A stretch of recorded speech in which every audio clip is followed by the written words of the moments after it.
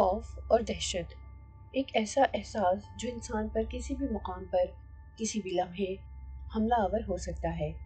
کہیں آتے جاتے چلتے پھرتے پر رونق بازاروں کی چہل پہل میں جہاں انسان خود کو بیسیوں افراد کے درمیان ہر طرف سے محفوظ سمجھتا ہے، اچانک کوئی سوچ، کوئی خیال خوف و دہشت کی صورت میں اس پر حملہ آور ہوتا ہے تو اس کے دل کی دھڑکن تیز ہو جاتی ہے، اعصاب تن جاتے ہیں اور رونگٹے کھڑے ہو جاتے ہیں۔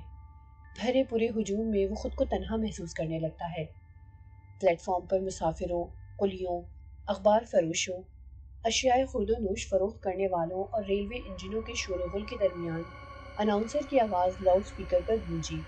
خواتین و حضرات توجہ فرمائیے، پلیٹ فارم نمبر 9 پر بریڈ لے جانے والی ٹرین تیار کھڑی ہے۔ بریڈ لے جانے والے مسافروں سے التماس ہے کہ وہ پلیٹ فارم نمبر 9 پر پہنچ جائیں۔ ٹھیک 15 منٹ بعد ٹرین اپنے سفر پر روانہ ہو جائے گی۔ یہ اعلان 3 مرتبہ لاؤڈ سپیکر پر دہرایا گیا۔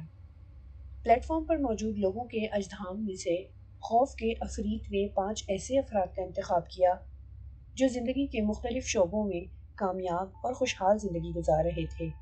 ان 5 کا یہ سفر نجی، کاروباری اور تفریحی سفر تھا، لیکن اچانک یہ سفر خوفناک سفر میں تبدیل ہو گیا جس کا ان میں سے کسی کو بھی ادراک نہ تھا۔ تقدیر انہیں کھینچ کر ٹرین کے ایک ڈبے میں یکجا کر رہی تھی۔ اسٹیشن کی عمارت میں اناؤنسر کی آواز کی گونج اب بھی باقی تھی۔ جم ڈاوسن نے کلائی پر بندھی گھڑی میں وقت دیکھا اور ٹکٹ خریدنے کے لیے کھڑکی کی طرف بڑھ گیا۔ ٹکٹ خرید کر وہ تیز تیز قدموں سے پلیٹ فارم نمبر 9 کی جانب چل پڑا۔ وہ 30-32 سالہ غیر شادی شدہ نوجوان تھا اور ایڈنبرا کے ایک تعمیراتی ادارے میں ملازم تھا۔ اسے اپنے پیشے سے بڑی دلچسپی تھی، اس لیے کہ وہ سیر و سیاحت کا بہت شوقین تھا اور اپنے پیشہ ورانہ فرائض کے سلسلے میں اسے اکثر اوقات سفر میں ہی رہنا پڑتا تھا۔ ایڈنبرا سے باہر جانے کے بعد اس کی ہمیشہ یہ کوشش رہتی کہ لندن میں قیام کے لیے کچھ وقت ضرور نکال لے۔ آج جب وہ ٹرین کے قریب پہنچا تو اسے غیر معمولی رش نظر آیا۔ تقریباً تمام ڈبے مسافروں سے بھرے ہوئے تھے اور اس کے باوجود مزید لوگ ان میں سوار ہونے کی کوشش کر رہے تھے۔ مسافروں کا ریلا اب گاڑی کے پچھلے ڈبوں کی طرف بڑھ رہا تھا۔ جم ڈاوسن اگلے ڈبوں کی طرف بڑھ گیا۔ ٹرین کے اگلے سرے پر 3 نمبر بوگی اسے غیر متوقع طور پر ایسی دکھائی دی جس میں صرف ایک مسافر بیٹھا ہوا تھا۔ وہ پھرتی سے اس ڈبے میں چڑھ گیا۔ پہلے سے بیٹھے مسافر نے اسے سرسری نظروں سے دیکھا۔ دونوں دھیرے سے مسکرائے، لیکن بات چیت کی ابتدا دونوں میں سے کسی نے نہ کی۔ جم کے آنے کے بعد 3 مسافر اور بھی آ گئے۔ پہلے اندر آنے والا نوجوان تھا جس کے بڑے بڑے بال اس کے کندھوں تک پہنچے ہوئے تھے۔ چہرے مہرے سے وہ خاصا ہوشیار معلوم ہوتا تھا۔ دوسرے مسافر کو دیکھ کر جم کا منہ بن گیا۔ وہ ایڈی مارش تھا۔ اخبارات اور ٹیلی ویژن پر اس کے کالم اور بور قسم کے لیکچر نشر ہوتے رہتے تھے۔ جم نے سوچا اس منحوس کے کالموں اور پھس پھسے لیکچروں سے اخبار لپیٹ کر رکھ دینے اور ٹی وی کا سوئچ آف کر کے نجات مل جاتی تھی، لیکن آج یہ شخص بور کرنے کے لیے بنفس نفیس خود آن پہنچا تھا۔ اس کا سوئچ تو آن ہی رہے گا، بھلا اسے کون چپ کرا سکے گا؟ تیسرا مسافر ایک نوجوان امریکی تھا۔ اب اس ڈبے میں کل 5 مسافر تھے۔ انجن نے وسل دی اور گاڑی چلنے ہی والی تھی کہ ایک مسافر تیزی سے دوڑتا ہوا ڈبے میں چڑھ آیا اور بولا، یہاں میرے لیے جگہ نکل ہی آئے گی۔ نوارد کی عمر 70 سے متجاوز تھی۔ اس کے کپڑے پرانے اور بوسیدہ تھے اور ان کا ڈیزائن تراش و خراش بھی عہد قدیم کی یادگار تھی۔ اس کے چہرے پر جھریوں نے جال سا پھیلایا ہوا تھا۔ اس کے خد و خال میں سب سے زیادہ نمایاں اور قابل توجہ چیز اس کی آنکھیں تھیں۔ عمر کے لحاظ سے اس کے چہرے پر وہ آنکھیں عجیب سی لگ رہی تھیں، تیز دہکتی ہوئی مضطرب آنکھیں جو مخاطب کے دل میں اترتی محسوس ہوتی، کسی تیز دھارے کی طرح۔ اس کی آنکھیں جو اس کے چہرے پر عجیب سی پراسراریت پیدا کر رہی تھی، تیز اور چمکدار ہونے کے باوجود دیکھنے والوں کو نیند کے خمار میں ڈوبی ہوئی لگتی تھی۔ ایک بوجھل سی کیفیت لہریں لے رہی تھی ان کی آنکھوں میں۔ اس کے چہرے مہرے، لب و لہجے اور لباس کی تراش خراش سے اس کی قومیت کا اندازہ لگانا بھی مشکل تھا۔ پتہ نہیں چلتا تھا کہ وہ کس ملک کا باشندہ ہے۔ سب سے پہلے بیٹھے ہوئے مسافر نے ایک طرف کھسک کر بوڑھے کے بیٹھنے کے لیے جگہ بنائی اور بوڑھے نے شکریہ کہہ کر سیٹ سنبھال لی۔ ایڈی مارش کو بوڑھے کی شخصیت پسند نہیں آئی تھی۔ اس نے اپنی بیزاری اور ناپسندیدگی کے اظہار کے لیے ایک مرتبہ اسے گھور کر دیکھا اور پھر کوٹ کی جیب سے اخبار نکال کر اپنے سامنے پھیلا لیا، لیکن اس کے باوجود وہ کنکھیوں سے بوڑھے کو گھورتا رہا۔ ٹرین چل پڑی تھی۔ جم ڈاسن تھوڑی دیر تک کھڑکی سے باہر دوڑتے مناظر کو دیکھتا رہا، لیکن بہت جلد وہ اس شغل سے اکتا گیا۔ دراصل وہ اپنے چند اہم کاغذات کا مطالعہ کرنا چاہتا تھا، لیکن پھر اس نے فیصلہ کیا کہ وہ کچھ سفر گزر جانے کے بعد بیگ سے کاغذات نکالے گا اور ان کا مطالعہ شروع کر دے گا۔ چنانچہ وہ بے مقصد نظروں سے ڈبے میں سوار افراد کا جائزہ لینے لگا۔ ایڈی مارش اپنے آپ کو سب سے افضل ثابت کرنے کے لیے ایک مشہور سوسائٹی کا میگزین کھول کر بڑے متکبرانہ انداز میں اسے پڑھ رہا تھا یا پڑھنے کی اداکاری کر رہا تھا۔ جم ڈاسن کی نظریں غیر ارادی طور پر اس پراسرار بوڑھے مسافر کی نظروں سے جا ملی۔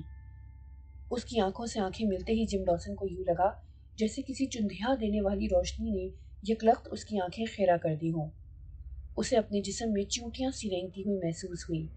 اس نے کوشش کی کہ اپنی نظریں بوڑھے کے چہرے سے ہٹا لے، لیکن اسے کامیابی نہ ہوئی۔ بالآخر کچھ دیر بعد بوڑھے نے خود اپنے چہرے کا زاویہ بدلا اور ڈبے میں موجود افراد کا جائزہ لینے لگا۔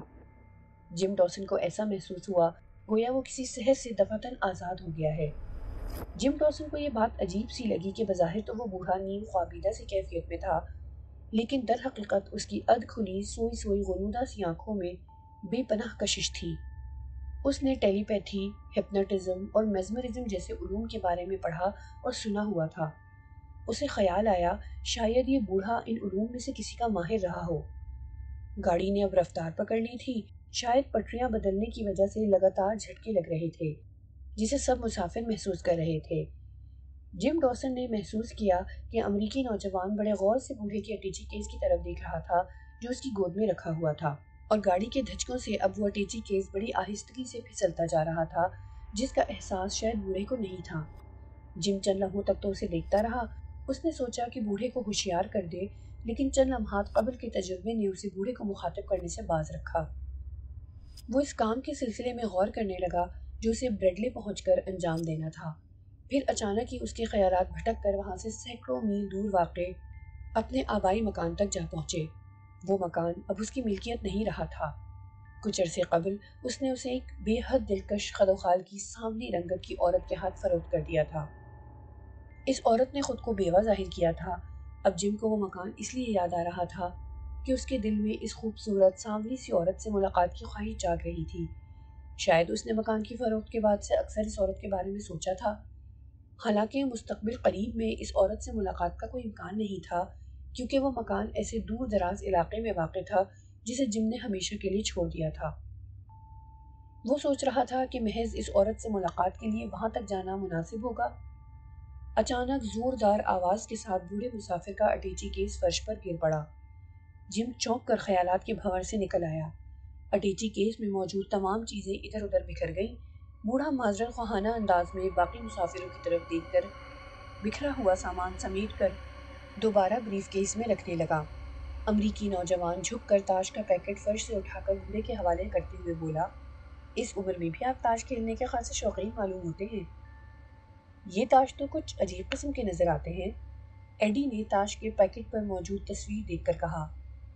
جم نے اپنے پاؤں کے پاس پڑا ایک وزٹنگ کارڈ اٹھا لیا اور بوڑھے کے حوالے کرنے سے پہلے غیر ارادی طور پر اسے پڑھنے لگا، جس پر ڈاکٹر شیرک PhD مابعد النفسیات لکھا تھا۔ جم نے حیران ہو کر کہا، مابعد النفسیات میں PhD؟ مجھے معلوم نہیں تھا کہ اس علم پر بھی ڈاکٹریٹ کی ڈگری حاصل کی جاتی ہے۔ یہ سائنس کا اہم ترین شعبہ ہے، بوڑھے نے گمبھیر لہجے میں جواب دیا۔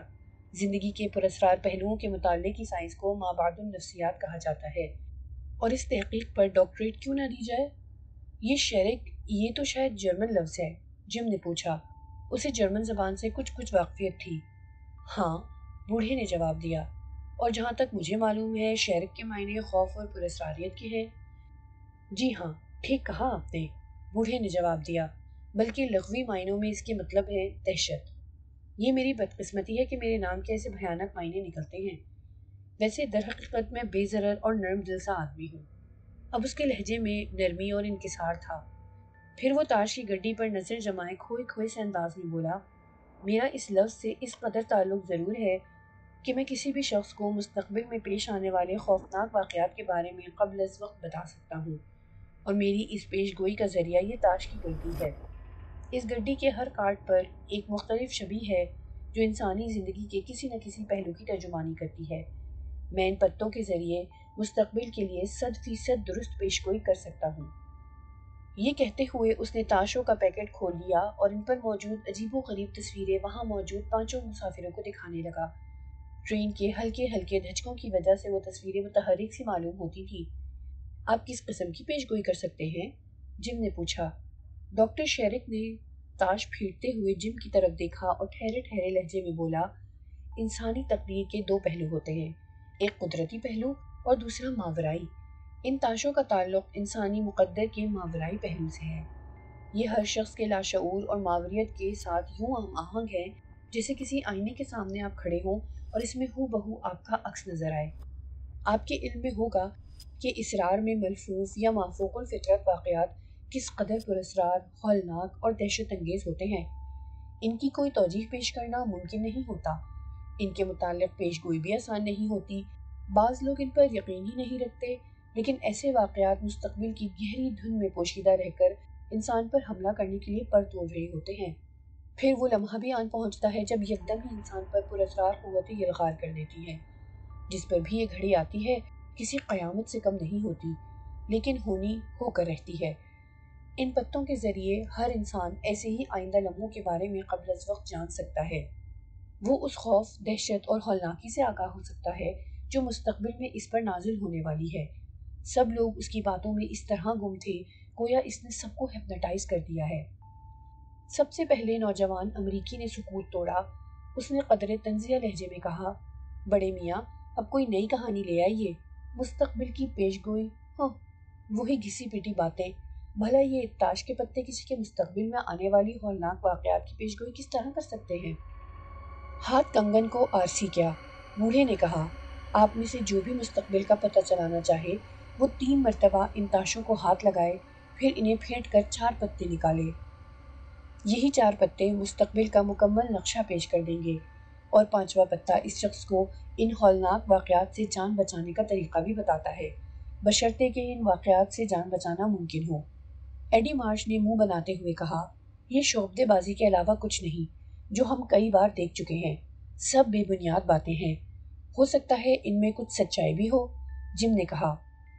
ناممکن، ایڈی مارش نے کہا، سب فرضی باتیں ہوتی ہیں، من گھڑت، جن کا حقیقت سے دور کا بھی تعلق نہیں ہوتا۔ یہ جو پراسرار اور ماورائی قوتوں کا مالک ہونے کا دعویٰ کرتے ہیں سب فراڈ ہوتے ہیں۔ میں ان لوگوں میں سے نہیں ہوں دوستوں، بوڑھے نے معتدل لہجے میں کہا۔ یہ تاشوں والا معاملہ کسی قسم کی دھوکے بازی نہیں ہے۔ میں پہلے بھی عرض کر چکا ہوں، آزمائش شرط ہے۔ آپ میں سے کون اپنے مستقبل کے بارے میں جاننے کا خواہش مند ہے؟ بوڑھے نے وہ تاش ایڈی مارش کی طرف بڑھا کر اسے تیز نظروں سے گھورتے ہوئے کہا، لیجئے آپ ہی آزما لیں۔ چھوڑیے بڑے میاں، ایڈی مارش نے تاشوں کو نظر انداز کرتے ہوئے نخوت سے کہا، اب ان فرسودہ طریقوں پر کوئی یقین نہیں رکھتا، یہ ڈرامہ بازی چھوڑ کر کوئی اور دھندا شروع کرو۔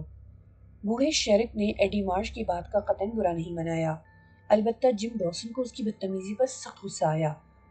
اسے یہ بات اچھی نہیں لگی تھی کہ ایک بزرگ شخص سے ایسے گستاخانہ انداز میں بات کی جائے۔ کم سے کم عمر کا لحاظ تو ضروری تھا۔ اس نے کشیدگی کی فضا کم کرنے کی خاطر کہا، لائیے جناب، ان پتوں کو کوئی اور نہیں آزماتا تو میں ہی آزما لیتا ہوں۔ ایک بار پھر سوچ لیں، بوڑھے شیرک نے کہا، مستقبل کے ہولناک واقعات کے متعلق جان کر آپ خوفزدہ تو نہیں ہوں گے؟ بوڑھے کی یہ بات سن کر ایڈی مارش نے بلند آہنگ قہقہہ لگایا۔ جم نے اسے گھور کر دیکھا اور بوڑھے کو جواب دیا، نہیں، آپ بے فکر رہیں، میں ایسی باتوں سے گھبرانے والا نہیں ہوں۔ در حقیقت اسے نجومیوں کی باتوں پر کوئی اعتقاد تھا ہی نہیں، وہ تو محض بوڑھے شیرک کا دل رکھنے کے لیے یہ سب کچھ کہہ رہا تھا۔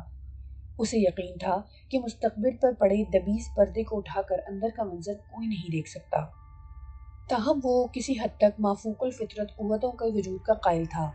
اسے معلوم تھا کہ بعض اوقات ایک معمولی سا واقعہ بھی انسانی زندگی پر بڑے گہرے اور دیر پا نقوش چھوڑ جاتا ہے۔ یہ سوچتے سوچتے جم ڈاسن اپنے ماضی میں کھو گیا۔ والدین کی موت نے اس کی زندگی کا رخ ہی بدل دیا تھا۔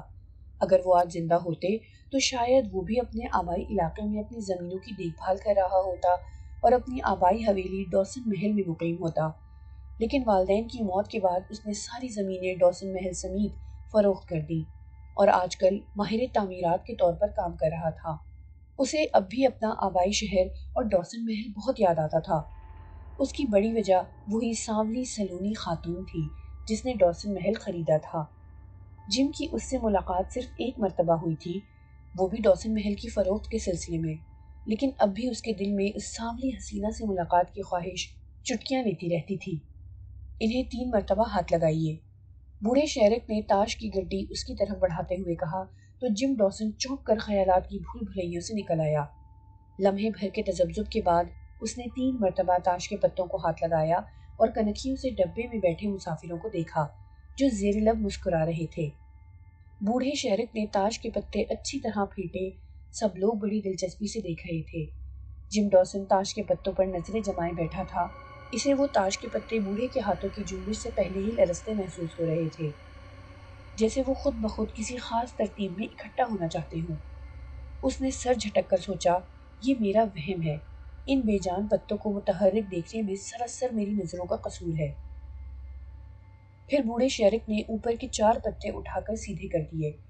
پہلے پتے پر ایک یکے کی تصویر تھی جسے کئی گھوڑے کھینچ رہے تھے، دوسرے پتے پر ایک راہبہ کی تصویر تھی جو ایک چٹان پر کھڑی آسمان کی طرف دیکھ رہی تھی، تیسرے پر 2 انتہائی خوفناک درندے چاندنی میں کھڑے تھے، وہ دونوں اس انداز میں منہ کھولے کھڑے تھے جیسے غیظ و غضب کے عالم میں غرا رہے ہوں۔ چوتھے پتے میں ایک نوجوان لڑکی اور ایک بھیڑیا کسی نادیدہ ہستی کی طرف خوخار نظروں سے دیکھ رہے تھے۔ جم نے تاش کے ان پتوں کو دیکھتے ہوئے سوچا، کوئی بھی اختراع پسند شخص ان تصویروں کی مدد سے کسی بھی ہیبتناک کہانی کو جنم دے سکتا ہے۔ اسے یہ ایک دلچسپ کھیل محسوس ہوا۔ اس کا خیال تھا کہ اب ڈاکٹر شیرک ان پتوں کی مدد سے کوئی ایسی من گھڑت کہانی تراش لے گا اور اصرار کرے گا کہ مستقبل میں یہ کہانی حقیقت میں بدل جائے گی۔ اس نے تصویروں سے نظر ہٹا کر بوڑھے شیرک کو دیکھنا چاہا، لیکن دوسرے ہی لمحے اس کے رونگٹے کھڑے ہو گئے۔ اس کی نظریں تصویروں سے نہیں ہٹ رہی تھیں۔ اسے محسوس ہونے لگا کہ تصویریں جسامت میں بڑی ہونے لگی ہیں، گویا وہ پتوں پر چھپی بے جان تصویریں نہیں بلکہ جیتی جاگتی چیزیں ہوں، متحرک اور جاندار۔ مجھے کیا ہو رہا ہے؟ جم نے سوچا، شاید میرا دماغ چکرا رہا ہے، ورنہ یہ بے جان تصویریں متحرک کیوں کر ہو سکتی ہیں؟ یہ لڑکی، یہ درندے، اور اب وہ متحرک تصویریں جم ڈاوسن کے سامنے ایک ایسی داستان پیش کر رہی تھیں جسے وہ ہرگز دیکھنا نہیں چاہتا تھا، لیکن اب یہ اس کے بس کی بات نہیں رہی تھی۔ اس کی آنکھوں کے سامنے گویا فلم سی چلنے لگی، مناظر بدلنے لگے، دھیرے دھیرے وہ ان مناظر میں جذب ہوتا چلا گیا، جیسے وہ بھی اس کا کردار ہو، انہی کرداروں کے ساتھ چل پھر رہا ہو۔ اس نے خود کو اس سحر سے آزاد کرنے کے لیے بہت ہاتھ پاؤں مارے، لیکن کامیاب نہ ہو سکا۔ اس کا سر چکرا رہا تھا، پھر وہ تصور میں چلنے والی فلم کے مناظر میں جذب ہوتا چلا گیا۔ وہ سحر و اسرار کی گہرائیوں میں اترتا جا رہا تھا، جہاں ہولناک واقعات کا ایک سلسلہ اس کا منتظر تھا۔ جم ڈاوسن ایڈنبرا میں اپنے دفتر میں بیٹھا تھا اور خاصی بوریت محسوس کر رہا تھا۔ آخر وہ اٹھ کر ساتھ والے کمرے میں اپنے پارٹنر جیکب کے پاس چلا گیا جو اس وقت فون پر کسی سے گفتگو کر رہا تھا۔ فون بند کرنے کے ساتھ ہی جیکب نے میز کی دراز سے ایک لفافہ نکالا اور اسے جم کی طرف بڑھاتے ہوئے بولا، تمہارے نام اس عورت کا خط آیا ہے جس کے ہاتھوں تم نے اپنی حویلی فروخت کی تھی۔ جم کا دل تیزی سے دھڑکنے لگا۔ وہ عورت مسز مورگن، بیوہ اور بے حد حسین، بیچاری کم عمر میں ہی بیوہ ہو گئی تھی۔ اس نے سوچا، نہ جانے کس سلسلے میں مسز مورگن نے اسے خط لکھا تھا۔ وہ بےتابی سے خط کھولنے لگا تو جیکب نے کہا، وہ ڈاوسن محل میں کچھ تبدیلیاں کرانا چاہتی ہیں اور تم سے مشورہ طلب کیا ہے۔ لیکن جم خط پڑھنے میں اس قدر منہمک تھا کہ اس نے جیکب کی بات سنی ہی نہیں۔ مسز مورگن نے اپنے مختصر سے خط میں لکھا تھا کہ وہ ڈاوسن محل میں اپنی ضرورت کے مطابق چند تبدیلیاں کرانا چاہتی ہیں، اور چونکہ وہ جم ڈاوسن کا آبائی مکان ہے، چنانچہ وہی اس معاملات میں ماہر تعمیرات کے طور پر ان کی بہتر مدد کر سکتا ہے۔ لیکن وہ کیا تبدیلیاں کرانا چاہتی ہے؟ اس نے اس بارے میں تو کچھ لکھا ہی نہیں۔ جم بولا، اس سے کیا فرق پڑتا ہے؟ جیکب نے مسکراتے ہوئے کہا، ایک خوبصورت نوجوان بیوہ تمہیں بلوا رہی ہے، اگر اس نے مجھے بلوایا ہوتا تو میں اب تک وہاں پہنچ چکا ہوتا۔ در حقیقت جم بھی یہی سوچ رہا تھا کہ اسے پر لگ جائیں اور اڑ کر وہاں پہنچے۔ نہ جانے کیوں اس عورت کا چہرہ اس کے دل میں نقش ہو کر رہ گیا تھا۔ وہ ایک ہی ملاقات میں اسے دل دے بیٹھا تھا۔ اس نے اس عورت سے اظہار محبت نہیں کیا تھا، اس کا موقع ہی نہیں آیا تھا۔ لیکن دل ہی دل میں وہ اس سے محبت کرنے لگا تھا۔ اپنے چھوٹے سے آبائی شہر سے آنے کے بعد بھی وہ اکثر اسی کے بارے میں سوچتا رہا تھا۔ انہی سوچوں میں یہ سوچ بھی شامل تھی کہ آخر مسز مورگن جیسی خوبصورت عورت نے خود کو دنیا کی رنگینیوں سے الگ تھلگ کر کے چھوٹے سے گمنام شہر تک کیوں محدود کر لیا ہے۔ وہ چھوٹا سا شہر زندگی کی رنگینیوں سے محروم ایک سادہ سا مقام تھا جہاں مسز مورگن نے مستقل رہائش کا فیصلہ کر لیا تھا، اور اسی لیے اس نے جم ڈاوسن کی آبائی حویلی خریدی تھی۔ اب وہ اس میں مزید تبدیلیاں بھی کرا رہی تھی۔ اس کا مطلب ہے میں فرم کی طرف سے دورے پر روانہ ہو جاؤں؟ جم نے جیکب سے پوچھا۔ کاروباری دورے پر؟ جیکب نے ہنستے ہوئے کہا، وہاں عشق لڑانے مت بیٹھ جانا۔ فرم تمہارے عشق و محبت کے معاملات میں اپنے اخراجات پر نہیں بھیج سکتی۔ کام ختم کر کے فوراً واپس آ جانا، پھر اپنے خرچے پر جب چاہو عشق لڑانے چلے جانا۔ جم ڈاوسن اپنے آبائی مکان کی طرف جاتے ہوئے عجیب سے ملے جلے جذبات کا شکار تھا۔ اسے اس بات کی خوشی تھی کہ وہ ایسی جگہ جا رہا ہے جس کے چپے چپے سے کئی خوشگوار یادیں وابستہ تھیں، اور دکھ اس بات کا تھا کہ اب وہ جگہ اس کی نہیں رہی تھی۔ وہ وہاں مہمان کے طور پر جا رہا تھا، اور مسز مورگن سے ملنے کا تصور سے اس کا دل ایک لطیف سی لے پر دھڑک رہا تھا۔ بگھی میں بیٹھ کر وہ بالآخر ڈاوسن محل تک پہنچ گیا۔ باہر سے مکان بالکل ویسا ہی تھا جیسے چند سال پہلے وہ چھوڑ کر گیا تھا۔ ماحول میں کوئی تبدیلی نہیں ہوئی تھی، البتہ مالک مکان ضرور تبدیل ہو گیا تھا، اور یہ کوئی معمولی بات نہ تھی۔ شاید صدیوں بعد یہ حویلی ڈاوسن خاندان سے باہر کسی اور کی ملکیت ہوئی تھی۔ جم بگھی سے اتر کر دروازے کی طرف بڑھا اور کال بیل بجائی۔ اس حویلی کے دروازے پر کھڑے ہو کر کال بیل بجانا اسے بہت عجیب سا لگا۔ اس دروازے سے اندر داخل ہونے کے لیے جم کو کبھی کال بیل بجانا نہیں پڑی تھی، لیکن اب وہ مالک نہیں مہمان تھا۔ وقفے وقفے سے 3 بار کال بیل بجانے کے بعد بھی اندر سے کوئی نہ نکلا تو اس نے اندر داخل ہونے کا فیصلہ کر لیا۔ چند منٹ تک مزید انتظار کرنے کے بعد اس نے بھاری چوبی دروازے کو دھکیلا تو وہ کھلتا چلا گیا اور جم اندر داخل ہو گیا۔ یکدم اس کے شانے پر کسی کا ہاتھ آ پڑا۔ رک جاؤ! جم نے چونک کر پیچھے دیکھا۔ ارے جوزف، کیسے ہو؟ اس نے اس بوڑھے کو پہچان لیا تھا۔ وہ ان کا پرانا ملازم تھا، لیکن جم نے کبھی اسے ملازم نہیں سمجھا تھا۔ عمروں کے واضح تفاوت کے باوجود ان کے تعلقات خاصے دوستانہ رہے تھے۔ مسٹر جم، آپ؟ اس کا جھریوں بھرا چہرہ کھل اٹھا تھا۔ اس نے گرم جوشی سے مصافحہ کرتے ہوئے کہا، مجھے تو آپ کی آمد کی خبر ہی نہیں تھی۔ اچانک کیسے چلے آئے بغیر کسی اطلاع کے؟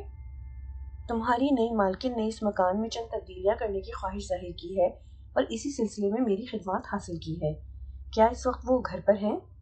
جی ہاں، مسز مورگن اندر ہی ہیں۔ ان کے ساتھ اور کون رہتا ہے؟ جم نے پوچھا۔ مسز مورگن تو اکیلی رہتی ہیں، البتہ میری پوتی میرے ساتھ یہاں رہتی ہے، وہ تو آپ کو یاد ہوگی۔ ہاں ہاں، کیوں نہیں، کیسی ہے جولیا؟ جم نے پوچھا۔ ٹھیک ہے، یہ کہہ کر جوزف نے جولیا کو آواز دی۔ ایک طرف کا دروازہ کھلا اور ایک 19-20 سالہ دلکش نقوش والی ایک خوبصورت لڑکی نمودار ہوئی۔ اس کے چہرے پر اداسی ہلکورے لے رہی تھی۔ اف، یہ لڑکیاں کتنی جلدی بڑی ہو جاتی ہیں، جم نے سوچا۔ اس کے ذہن میں جولیا کا تصور چھوٹی سی معصوم بچی کا تھا۔ صرف چند سالوں میں ہی جولیا بھرپور اور جوان لڑکی کا روپ دھار چکی تھی۔ جولی، کیا مادام اپنے کمرے میں ہے؟ جوزف نے پوچھا۔ جی ہاں، جولیا نے مختصر سا جواب دیا۔ جولیا، تم نے شاید مجھے پہچانا نہیں، جم نے کہا، لیکن جولیا جواب دیے بغیر مڑ گئی اور جم کو اپنے پیچھے آنے کا اشارہ کیا۔ اس نے کندھے اچکائے اور جولیا کے پیچھے پیچھے چلنے لگا۔ طویل و تاریک راہداری میں کچھ دیر چلنے کے بعد ایک روشن حصے میں چند صوفے رکھے تھے، جن کی ترتیب اور وہاں کی آرائش میں کافی تبدیلیاں آ چکی تھیں۔ جم نے آرائشی اشیاء کا جائزہ لیا۔ وہ یقیناً کسی بڑے شہر سے خریدی گئی تھی، کیونکہ اس شہر میں تو ان اشیاء کی دستیابی ناممکن تھی۔ قدموں کی آہٹ سن کر اس نے پلٹ کر دروازے کی طرف دیکھا۔ مسز مورگن کمرے میں داخل ہو رہی تھی۔ ہلو مسٹر جم، اس نے آگے بڑھ کر قدرے بے تکلفی سے جم سے مصافحہ کیا۔ بہت جلدی آ گئے آپ؟ جم اس کے حسین چہرے کو دیکھتا ہی رہ گیا۔ مسز مورگن کی صحت پہلے سے خاصی اچھی ہو گئی تھی، لیکن جم کو اس کی بے تکلفی اور لہجے کی گرم جوشی کچھ مصنوعی سی لگی۔ دراصل میں ان تبدیلیوں کے بارے میں جاننے کے لیے بے چین تھا اور مجھے کچھ فرصت بھی تھی، جم نے جواب دیا، حالانکہ وہ محض اسے دیکھنے، اس کا قرب حاصل کرنے کے لیے آیا تھا۔ مسز مورگن نے جولیا سے کہا، مسٹر جم کے لیے مہمان خانہ صاف کروا دو۔ وہ انتہائی بے دلی سے وہاں سے چلی گئی۔ آئیے مسٹر جم، میں آپ کو وہ ضروری کام بتا دوں جس کے لیے میں نے آپ کو تکلیف دی ہے، مسز مورگن نے ڈرائنگ روم کی طرف بڑھتے ہوئے کہا۔ ڈرائنگ روم میں ڈاوسن خاندان کی اہم خاندانی تقریبات منعقد ہوا کرتی تھیں۔ اب ڈرائنگ روم میں فرنیچر برائے نام تھا اور عجیب بدنما سا لگ رہا تھا۔ میں چاہتی ہوں کہ درمیانی دیوار گرا کر ساتھ والا کمرہ بھی اس کمرے سے ملا دیا جائے تاکہ یہ بڑا ہال بن جائے اور ڈانس پارٹی وغیرہ کے لیے کارآمد ہو سکے۔ جم نے سوچا کہ اگر اسے ڈانس ہال بنا بھی دیا جائے تب بھی اس چھوٹے سے شہر سے مدعو کیے جانے کے قابل لوگ کہاں سے آئیں گے؟ یہ کام اسے بڑا غیر ضروری سا لگا، تاہم اس کے پیشہ ورانہ فرض کا تقاضا تھا کہ وہ مسز مورگن کے منصوبے پر غور کرے۔ میں نے خاص طور پر آپ کی رائے اس لیے بھی لینا چاہی ہے کہ آپ اس گھر کے مالک رہ چکے ہیں اور اس کے متعلق تمام تفصیلات سے آگاہ ہیں۔ آپ بہتر مشورہ دے سکتے ہیں کہ درمیانی دیوار کو ہٹانا ممکن ہے یا نہیں۔ دراصل یہ مکان بڑا پرانا تعمیر شدہ ہے، اس لیے فوری طور پر میں کچھ نہیں کہہ سکتا، بہرحال میں سوچ کر کوئی مشورہ دے سکوں گا۔ ٹھیک ہے، کوئی ایسی جلدی بھی نہیں، مسز مورگن نے مسکراتے ہوئے کہا۔ اب آپ آرام کیجیے، اگر کسی چیز کی ضرورت ہو تو جوزف یا جولیا کو بلا لیجیے گا، میں ذرا شاپنگ کے لیے بازار تک جا رہی ہوں۔ مسز مورگن چلی گئی تو جم اس کے متعلق سوچتا رہا، اس پرانے مکان پر اتنی رقم خرچ کر کے وہ کہیں حماقت تو نہیں کر رہی؟ ہو سکتا ہے وہ کسی دن یہاں کی خاموشی اور تنہا زندگی سے اکتا جائے اور ڈاوسن محل کو بیچ کر کسی شہر میں رہنا چاہے، لیکن اس مکان کو خریدنے کی حماقت کون کر سکتا ہے؟ اچانک اس کی نظر طویل راہداری کے آخری سرے پر کھڑی جولیا پر پڑی۔ وہ بڑے پراسرار انداز میں اسی کی جانب دیکھ رہی تھی۔ اس نے سوچا، آخر یہ لڑکی ایسی عجیب و غریب کیوں ہے؟ وہ اس سے کچھ کہنے کے لیے آگے بڑھا مگر وہ لمحے بھر میں کسی چھلاوے کی طرح تاریک ماحول میں غائب ہو گئی۔ جم نے اپنا کام شروع کر دیا، وہ دیواروں کی پیمائش کر رہا تھا تاکہ دیوار ہٹانے کے مالی اخراجات کا تخمینہ لگا سکے۔ اس نے دیکھا کچن کی طرف جانے والے راستے اور دیوار کا سارا پلستر بالکل اکھڑ چکا ہے۔ نوٹ بک میں یہ تمام پیمائش درج کر لینے کے بعد اس نے تہخانے کی دیواروں کو چیک کرنا چاہا اور کچن کے دروازے کی طرف بڑھا۔ اسے معلوم تھا کہ تہخانے کے دروازے کی چابی ہمیشہ کچن میں کیل میں ٹنگی رہتی تھی، لیکن اب وہاں چابی موجود نہیں تھی۔ اس نے جولیا کو آواز دی۔ چند لمحوں بعد جولیا نمودار ہوئی۔ جی مسٹر جم، فرمائیے، اس نے مؤدبانہ لہجے میں کہا، لیکن اسے اس کا یہ انداز بھی مصنوعی سا لگا۔ تمہیں تہخانے کی چابی کے بارے میں معلوم ہے؟ نہیں، مجھے نہیں معلوم، جولیا نے قدرے بے پرواہی سے کہا۔ جم کے لیے اندازہ لگانا ناممکن تھا کہ وہ سچ کہہ رہی ہے یا جھوٹ۔ اچھا، ذرا جلدی سے جوزف کو بلا لاؤ۔ جولیا پلٹی اور دھیرے دھیرے قدم اٹھاتی باہر چلی گئی۔ اس کے انداز سے سستی اور کاہلی نمایاں تھی۔ جم ایک طویل سانس لے کر تہخانے کے دروازے کو چیک کرنے لگا۔ اسے محسوس ہوا جیسے اس دروازے کو مدتوں سے نہیں کھولا گیا۔ تھوڑی دیر بعد جوزف بھی آ گیا۔ وہ چابی تو عرصہ ہوا کہیں گم ہو گئی، جوزف نے جم کے استفسار پر بتایا، لیکن دوسری چابی میرے پاس موجود ہے۔ اس نے جیب سے چابی نکال کر جم کی طرف بڑھا دی۔ وہ چابی کب سے غائب ہے؟ معلوم نہیں جناب، ہم لوگ تو ایک عرصے سے تہخانے کی طرف گئے ہی نہیں۔ جم نے تالے میں چابی ڈال کر گھمائی۔ اس کا خیال تھا کہ زنگ آلود تالا بڑی مشکل سے کھلے گا، لیکن وہ پہلی ہی کوشش میں فوراً کھل گیا۔ جم نے مشکوک انداز میں تالے کے سوراخ کو دیکھا اور بولا، تالے میں ایک تیل کس نے ڈالا ہے، جبکہ بقول تمہارے تہخانے کو عرصے سے نہیں کھولا گیا؟ تیل؟ جوزف حیرت سے بولا، پتہ نہیں، میں نے تو نہیں ڈالا۔ جولیا قریب ہی کھڑی تھی۔ جم نے اس سے پوچھنا چاہا لیکن یہ سوچ کر خاموش رہا کہ معمولی سی بات کی اتنی تفتیش کی بھلا کیا ضرورت ہے۔ وہ جوزف سے بولا، ذرا ٹارچ تو لانا۔ جوزف جی بہتر کہہ کر کچن کی طرف بڑھ گیا اور ٹارچ لا کر جم کو تھما دی۔ ایک ہاتھ میں ٹارچ اور دوسرے ہاتھ میں ایک آہنی سلاخ لے کر وہ تہخانے کی سیڑھیاں اترنے لگا۔ اس نے آہنی سلاخ اس لیے اٹھائی تھی کہ تہخانے کی دیواروں پر ضرب لگا کر ان کی مضبوطی کا اندازہ لگا سکے۔ صدیوں پرانی دیواریں اب بھی درست حالت میں تھیں۔ ٹارچ کی روشنی اندھیرے تہخانے میں دیوار کا ایک حصہ روشن کرتی چلی گئی۔ جم دیوار کے مختلف حصوں پر سلاخ سے ہلکی ہلکی ضربیں لگا کر چیک کرتا گیا۔ ایک جگہ اسے دیوار کا پلستر اکھڑا ہوا نظر آیا تو جم نے سلاخ زمین پر رکھ کر ہاتھ سے اس جگہ کو ٹٹولا۔ اسے شدید حیرت کا جھٹکا لگا۔ اسے یوں محسوس ہوا جیسے حال ہی میں وہاں سے پلستر اکھاڑ کر اینٹیں ہٹائی گئی ہوں اور پھر بغیر سیمنٹ لگائے دوبارہ اینٹیں رکھ دی گئی ہوں۔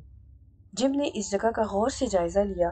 اس نے 2-3 اینٹوں کو باہر کھینچا تو ٹارچ کی روشنی میں اسے دیوار کے اندر خلا میں ایک پتھر کا صندوق کا کونا نظر آیا جس پر بڑی بھیانک تصویر بنی ہوئی تھی۔ تصویر میں ایک ایسے آدمی کا چہرہ نظر آ رہا تھا جس کے خد و خال میں بھیڑیے کی مشابہت تھی۔ وہ ایک بے حد کریح چہرہ تھا، جیسے کوئی انسان جادو کے زور پر بھیڑیے کا روپ دھارنے ہی والا ہو۔ جوزف، جم نے قدرے بلند لہجے میں پکارا۔ جب جوزف اس کے قریب آیا تو اس نے پوچھا، اس چیز کے بارے میں کچھ جانتے ہو کیا؟ ارے یہ تو سامر کا تابوت ہے۔ اوہ، تو یہ ہے وہ تابوت جس کے بارے میں ہمارے خاندان میں اتنی حکایتیں مشہور تھیں، جم نے متحیرانہ لہجے میں کہا۔